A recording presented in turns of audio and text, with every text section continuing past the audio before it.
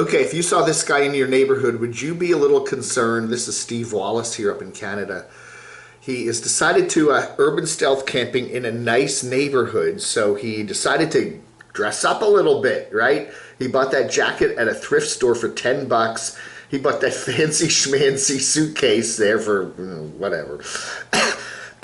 And he is, I don't know, man. Yeah, he's got, kind of his hair combed a little bit there and the beard's trimmed. And so if you saw this man walking through your neighborhood wearing that black t-shirt and that thrift store jacket and that suitcase, which is kind of mangy looking, just saw him walking around your neighborhood of your fancy schmancy homes there in suburban Canada, would you be concerned?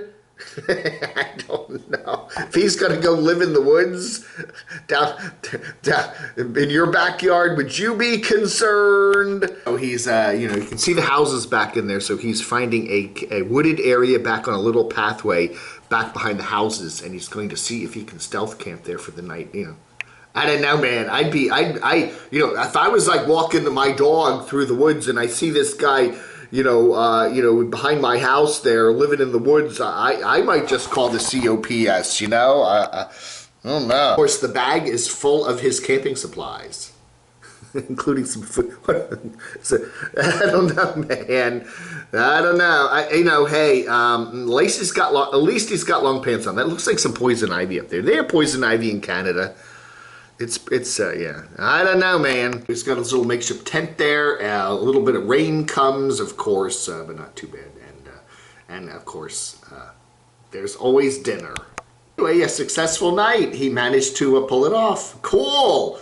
No problems at all. Man in his suit and his $10 suit jacket and his suitcase, camping behind some homes there in beautiful suburban Canada, and all went well. At least for one night. Okay, you don't want to be doing this every night. Someone's going to catch on and call the Mounties out. I don't know, man. I don't know. And of course, packs his stuff up in the suitcase, and combs his hair, and back to the car and back to work, right?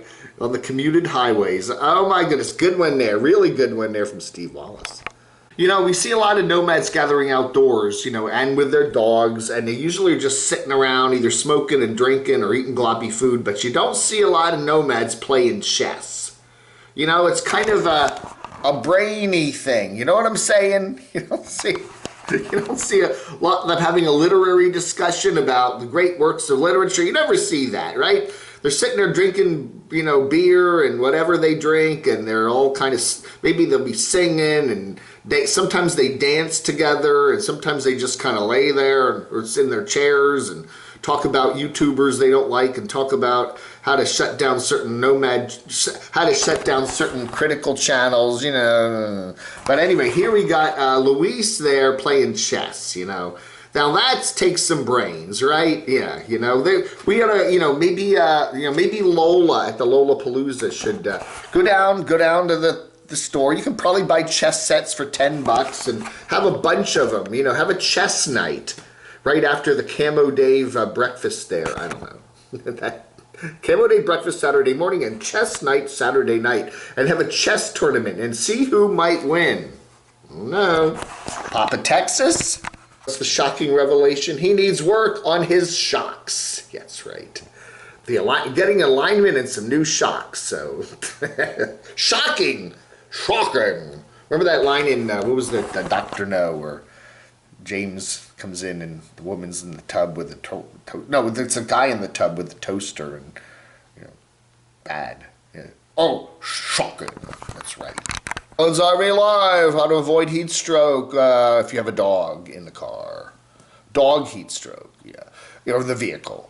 Again, we see a lot of nomads that they have dogs in their, and, in their vehicles, and it's always hot in the vehicle, and you got to be super careful, and yeah, how to do that. And, it's another thing. If you've got a dog or a cat or whatever, keeping them safe in the car, in the van while you're out in the hot weather, because it is hot this summer in a lot of places in the United States of America and in CAN80AA.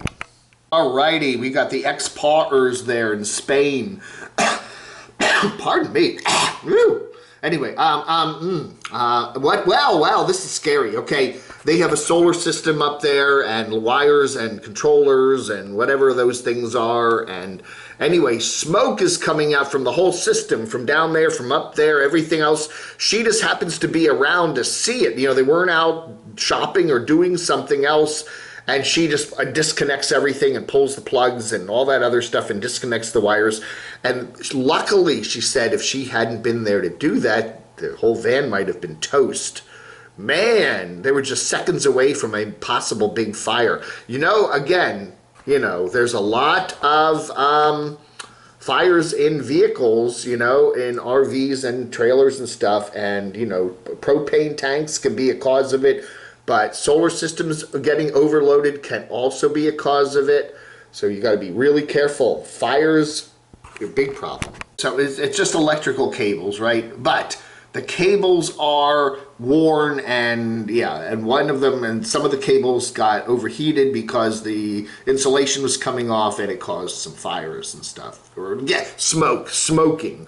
So they have gone through and inspected all their cabling, got rid of all the bad cables, and put in better cables. And so they hope they're safe. So do that. Inspect your cables. And if you're when you're running your power or you're running your solar, see if you see overheating. Are the cables hot? Are they really hot? Do you see any? It's pretty easy to break cables while you're living in a vehicle like this, because everything's all jammed together and getting pushed around and stuff like that. So frequently inspect your cables.